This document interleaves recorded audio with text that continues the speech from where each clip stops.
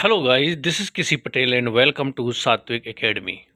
सात्विक एकेडमी के YouTube channel में आप सभी का स्वागत है।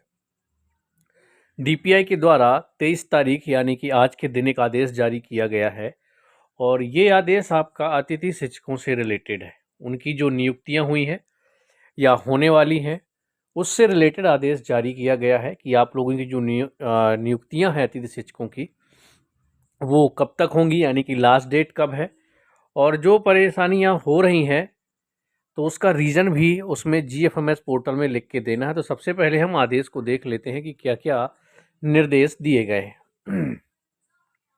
ये जो प्रति है समस्त शाला प्रभारी शासकीय विद्यालय स्कूल शिक्षा विभाग मध्य प्रदेश सभी शाला प्रभारियों को ये आदेश जारी किया गया है।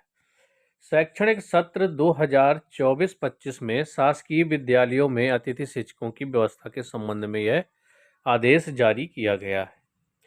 शैक्षणिक सत्र 2024-25 में शासकीय विद्यालयों में शैक्षणिक व्यवस्था के सुचारू रूप से संचालन हेतु आवेदकों द्वारा अतिथि शिक्षक हेतु किए गए शाला विकल्प के आधार पर शाला दी गई है। इस हेतु शाला प्रभारी से निम्नानुसार कार्यवाही अपेक्षित है। आवेदक जीएफएमएस पोर्टल पर लॉगिन कर शाला प्रभारी को रिक्वेस्ट सेंड करेंगे। पहले ये तो आप लोगों को पता है।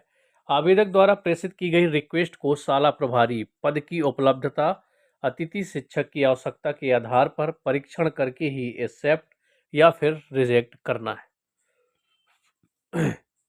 कहने का मतलब ये है कि यदि स्कूल में अतिथि शिक्षक की ज़रूरत नहीं है, ज़रूरत का मतलब छात्र जनसंख्या कम है और टीचर पर्याप्त हैं, तो वहाँ पर वो एप्लीकेशन रिजेक्ट कर देंगे। साथ में ही जीएफएमएस पोर्टल में उनको रीजन लिखना होगा कि अगर रिजेक्ट किया गया है तो किस कारण से उसको रिजेक्ट किया गया है, वो भी जीएफएमएस पोर्टल में अंकित करना होगा। और शाला प्रभारी यह कार्यवाही अनिवार्यतः 25/10/2024 को शाम 5 बजे तक सुनिश्चित कर लें। लास्ट डेट अब देखें ज्वाइनिंग की तो 25 अक्टूबर रखी गई है कि 25 अक्टूबर तक शाम 5 बजे तक जो भी ये कार्रवाई है या तो आप उसे ज्वाइनिंग दीजिए या फिर उनकी रिजेक्ट कीजिए, और साथ में कारण भी लिखिए कि आपने उसे रिजेक्ट क्यों किया, एक्सेप्ट किया तो क्यों किया, कारण आपको देना है। एक्सेप्ट का तो है कि ज़रूरत थी और स्कोर कार्ड सबसे हाई है इसलिए आपको ज्वाइन किया गया, लेकिन यदि रिजेक्ट करते हो तो वहाँ पर आपको कारण लिखना होगा कि इसको रिजेक्ट क्यों किया गया। कई जगह देखिए, मैं आपको बता दूं किस तरह से रिजेक्ट किया गया है कि छात्र जनसंख्या कम होने की वजह से हम इस रिक्वेस्ट को कैंसिल करते हैं। इस तरह से due to student, I think ऐसा कुछ था, लैक ऑफ स्टूडेंट है ना, कि स्टूडेंट की कमी की वजह से हम आपकी जो रिक्वेस्ट है उसको रिजेक्ट कर देते हैं। तो ऐसे कई सारे प्रॉब्लम आई हैं अतिथि शिक्षकों को और अभी भी आने वाली हैं। हालांकि लास्ट डेट जो रखी गई है वो 25 अक्टूबर रखी गई है। 25 अक्टूबर तक आप सभी लोग जाकर के ज्वाइन कर लें, अपनी रिक्वेस्ट सेंड कर दें। सभी शाला प्रभारियों को शाम 5 बजे तक का टाइम दिया गया है 25 तारीख को, यानी कि आपके पास कल का टाइम है और परसों का टाइम है। 2 दिन में आप लोग जाकर के ज्वाइन कर लीजिए।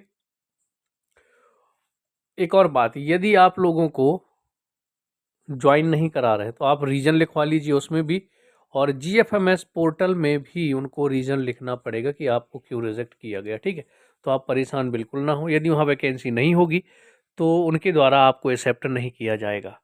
अब ये जो गलतियाँ हुई हैं या बिना वैकेंसी के, मैं आपको बता दूं कि अभी फिर से डेटा मांगा गया है कि आपके स्कूल में कितने अतिथि शिक्षकों की ज़रूरत है, पर्याप्त है, क्या है। पूरा डेटा आज की मीटिंग में भी मांगा गया है। तो आगे क्या होता है, कोई भी जानकारी होगी तो आप लोगों के साथ ज़रूर शेयर करूँगा। तो मिलते हैं हम लोग नेक्स्ट वीडियो में।